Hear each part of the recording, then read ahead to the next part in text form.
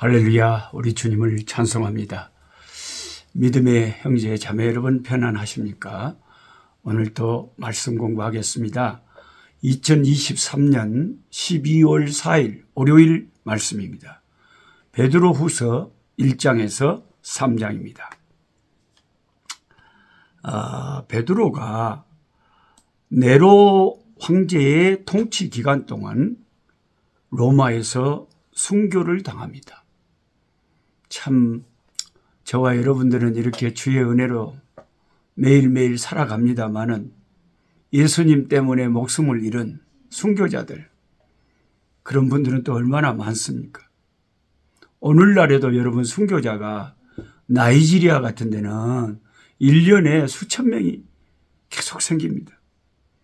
예수 믿는다는 이유로 과격 이 모슬렘들이 테러를 범해가지고 한 마을을 습격해가지고 다 죽이고 불태우고, 그런 참 기가 막힌 현실들을 제가 아프리카에 있으면서 나이지리아 선교사님을 통해서 그런 사진과 보고를 봤습니다.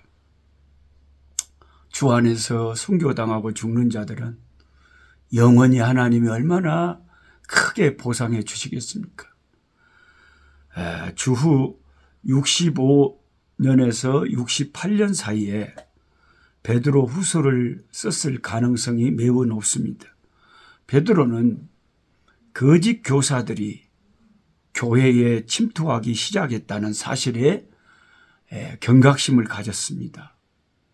그러니까 초대교회나 지금이나 이 교회라는 이름으로, 기독교라는 이름으로 얼마나 다양하고 교묘하고 희한한 거짓 교사들이 목사라는 이름으로 교회 안에 많은지 몰라요. 베드로는 그리스도인들에게 참 믿음 안에서 성장하면서 강해져서 확산되는 그런 이단과 배교를 가만두지 말고 싸우고 감지하자고 호소를 하는 거죠. 그는 하나님의 말씀의 진실성과 주 예수님의 확실한 재림을 강하게 강조하고 있습니다. 진리에 대한 지식이 베드로 후서에서 핵심 단어 중 하나입니다. 정말 그 중요한 단어입니다. 진리에 대한 지식. 사도 베드로가 그렇게 강조한 게 그 시대에도 필요했지만 오늘날의 우리 신앙을 생활하는 이 말세 우리들에게도 진리에 대한 지식이 얼마나 필요한지 몰라요. 이 마지막 때에 너무 이 혼돈하고 내가 진리에 대한 지식이 부족하면 이단을 분별할 수가 없게 되죠. 그래서 하나님 중심, 성경 중심, 교회 중심에 이 뼈대를 세우는 신앙의 철학을 가지고 말씀의 지식이 분명하게 내가 있어야 분별할 수가 있다. 베드로 후서에서 적어도 이 단어가 13번이나 나옵니다. 1장, 2장, 3장 이 짧은 장속에 13번이나 강조해서 진리에 대한 지식이 나온다는 거예요. 자신의 죽음이 가까운 것과 교회가 즉각적인 위험에 직면한 사실을 알게 된 베드로는 독자들에게 그의 가르침을 기억할 수 있도록 그들의 다시 마음에 가르쳤던 것을 리마인드, 새롭게 상기시켜주고 그들의 생각을 깨어있게 정신 차리고 깨어있도록 사도 베드로는 두 번째 편지를 써서 요구하고 있습니다. 사도 베드로는 거짓 선지자들을 강렬하게 반박하면서 그의 독자들이 매우 친숙하게 알고 있을 잘 알려진 구약의 주제를 반복합니다. 초기 그리스도인들 중에서 많은 사람들이 율법과 선지자들을 통해 잘 배웠던 회심한 유대인들이었기 때문이죠.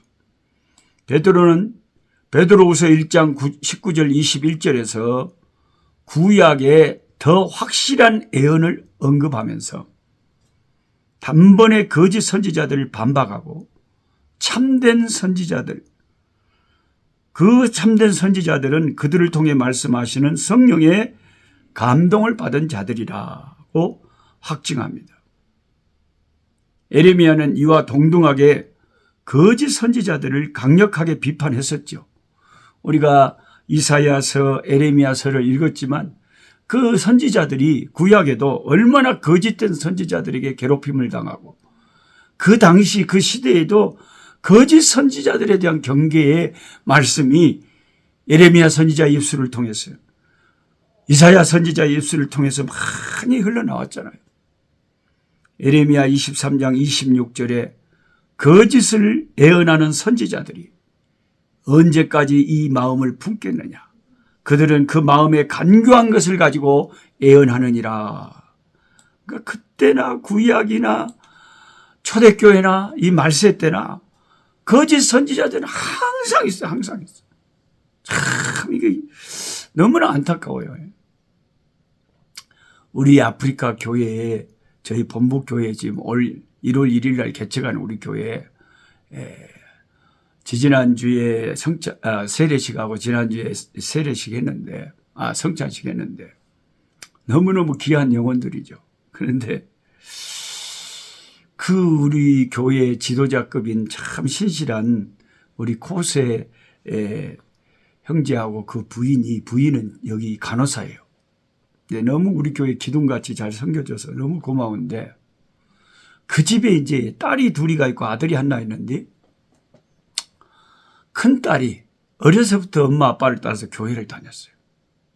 이제 코로나 걸렸을 때 집에서 심심해가지고 이거 이제 유튜브 보고 뭐 인터넷으로 뭐 이거 하다가 여호와 증인의 그것을 들어가가지고 듣다가 그 열심에 이 자매가 감동이 돼가지고 교회는 이렇게 열심히 안 하는데 여기가 진짠갑다.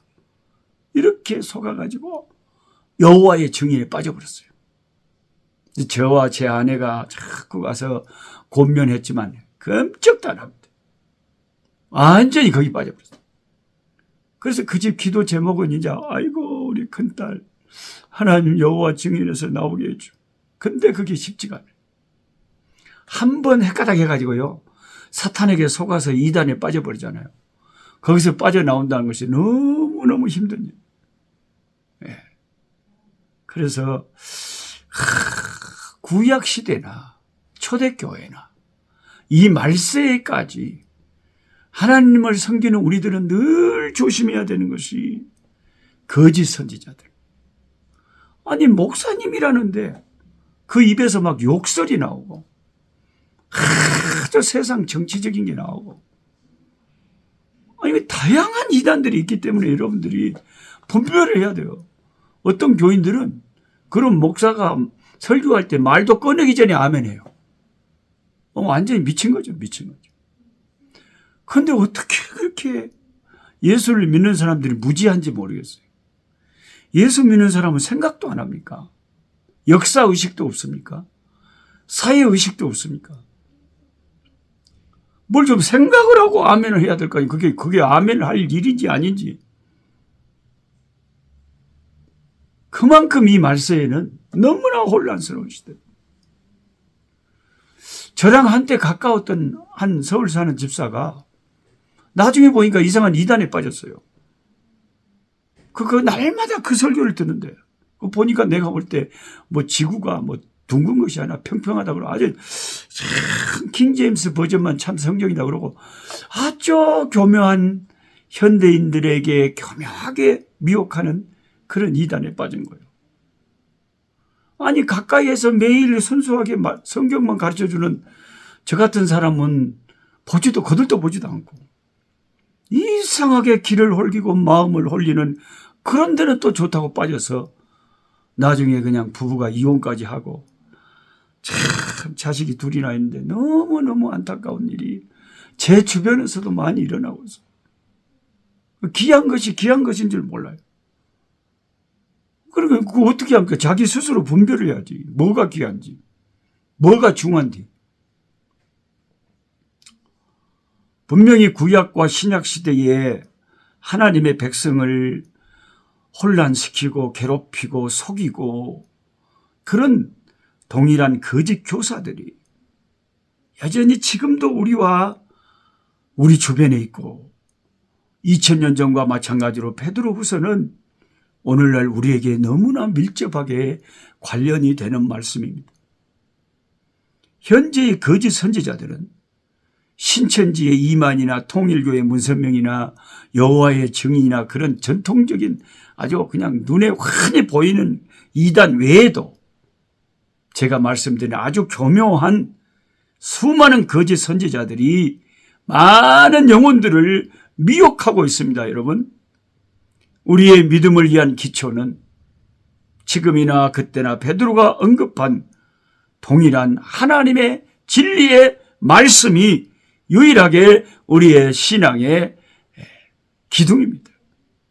진리의 말씀을 바로 알아야 그 말씀을 따라가야 돼요.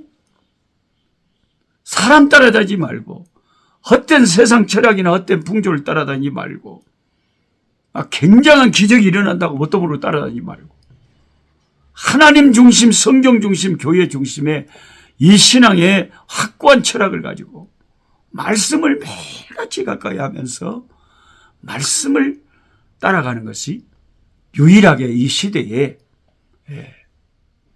미혹되지 않는 길이다 하는 것을 기억하시기 바랍니다. 기도하겠습니다. 하나님 아버지 감사합니다.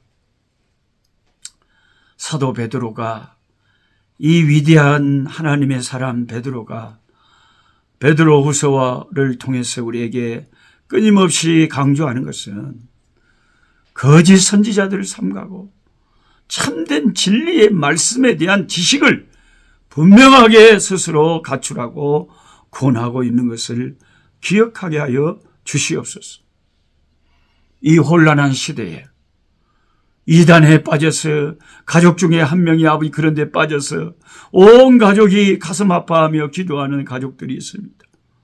아버지, 우리가 거짓 선지자들에게 말려들지 않도록 스스로 말씀에 대한 연구와 공부와 큐티와 늘 말씀을 가까이 하면서 진리에 서게 하여 주시옵소서. 예수님의 이름으로 기도하옵나이다. 아멘. 약한 자 힘주시고 강한 자 바르게 추한 자 정케하니 주님의 뜻이라. 해 아래 압박 있는 곳 주 거기 계셔서 그 팔로 막아 주시오.